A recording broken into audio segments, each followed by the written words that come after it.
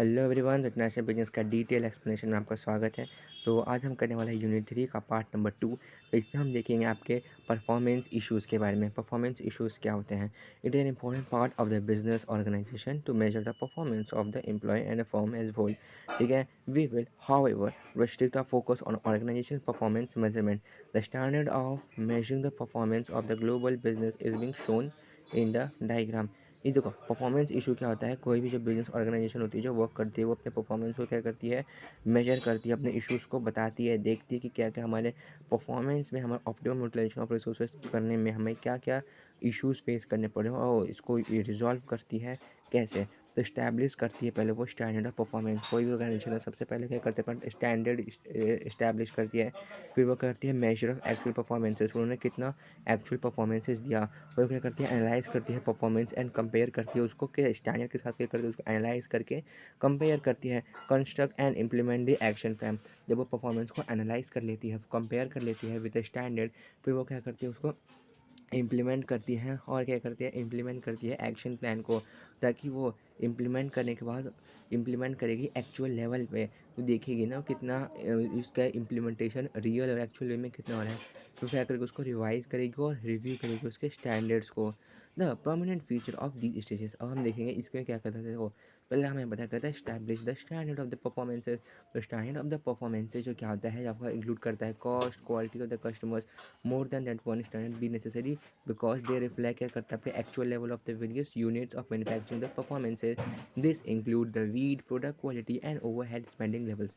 Measuring actual performances. Actual performances क्या होता है? जितना हमने प्रोड्यूस करा है अपने गुड्स एंड सर्विसेज को रियली में, रियल प्रैक्टिकल लाइफ में, उसको हमें मेजर करना होता है। Analyse the performances and compare it with the standard.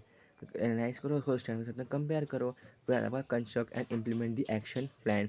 ठीक है, कंस्ट्रक्ट करना हो, उसको इम्प्लीमेंट करना है एक्शन प्लान को। द वेरिएंस एनालिसिस करना can be use to detect the potential problem areas and finding the sources of the problem and involving the situation that may be useful. फिर करना आपको रिव्यू द स्टैंडर्ड। देखिए, ये आप सोचोगे हमने ब्लैक स्क्रीन भी यूज़ किया था। अब आपको ब्लैक स्क्रीन में अच्छा लगता है तो please write down in the comment box, हम अगली बार से ब्लैक स्क्रीन का ही यूज़ करेंगे।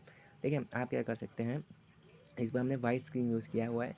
ठीक है, वाइट स्क्रीन यूज़ किया हुआ है। Please don't forget to like, subscribe and share, क्योंकि टाइपिंग करने में और बेसिकली इतना सारा कंटेंट तैयार करने में ऑब्वियसली कंटेंट जो होता है वो हर जगह ईजिली अवेलेबल नहीं होता है।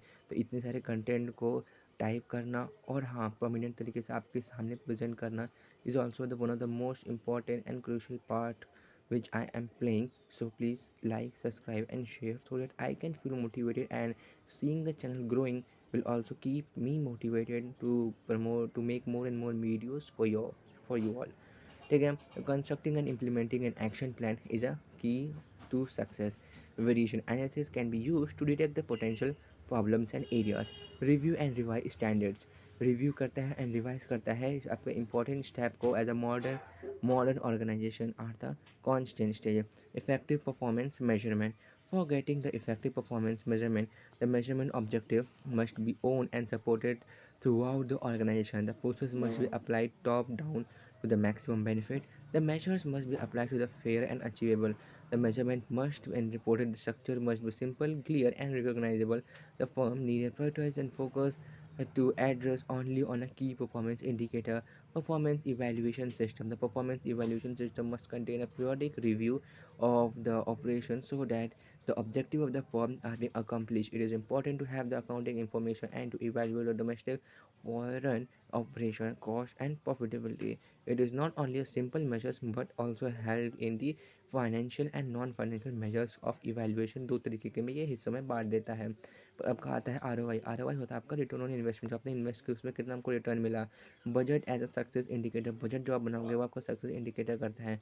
नॉन फाइनेंशियल मेजर कौन कौन से होते हैं आपके? नॉन फाइनेंशियल मेजर होंगे आपके include your market shares, exchange variation, quality control, productivity improvement, percentage of sales.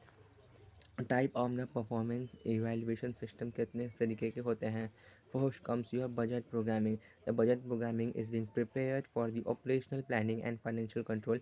It is easy to calculate the system to evaluate the variance, and it is used to measure the current performance in relation to some of the comparable performances metrics from the past. Managerial audit क्या होता है? It is the extended form of the financial audit system which monitor the quality management decisions in the financial operation. It is used for the appraisal and performances performing the audit management program evaluation review technique. It is based on the CPM PERT. मतलब क्या होता है आपका? ये आपका base होता है CPM and the PERT deadlines. ठीक है, is given in a project और a programme in network of activity and sub activities में। इसका गोल क्या होता है? टू ऑप्टिमाइज़ करना टाइम को और मैनेजर के लिए इफेक्टिव बनाना। मैनेजमेंट इफेक्टिव इंफॉर्मेशन सिस्टम क्या होता है? मैनेजमेंट इंफॉर्मेशन सिस्टम, जिसको हम शॉर्ट में MIS भी बोलते हैं, ठीक है, is an ongoing system design to plan monitor control, appraise, and redirect the management towards the predefined targets and goals. It is universally accepted practice that encompasses the financial budgeting audit and a control system of PERT. Then comes your what are the production issues. The production issue is a core of the business organisation की क्या क्या हमें production करने में issues आते हैं। Factory जो affect करते हैं कि प्रोडक्शन को, देखो फैकल्टी लोकेशन कैसा है, स्केल ऑफ ऑपरेशन कैसा, कॉस्ट ऑफ प्रोडक्शन कितना आ रहा है। तो ये सारी चीज़ें हैं जो अफेक्ट करती हैं एट द बॉर्डर लेवल पे, ठीक है। इसे हमें ज़्यादा डिटेल में नहीं देखना, हम इश्यूज़ को स्मॉल स्मॉल में डिस्कस करेंगे। Then comes your supply chain and the global supply chain issues क्या क्या होते हैं। सप्लाई चेन हम ये आपका अगले पार्ट में आएगा, ठीक है। तो थैंक यू फॉर वॉचिंग।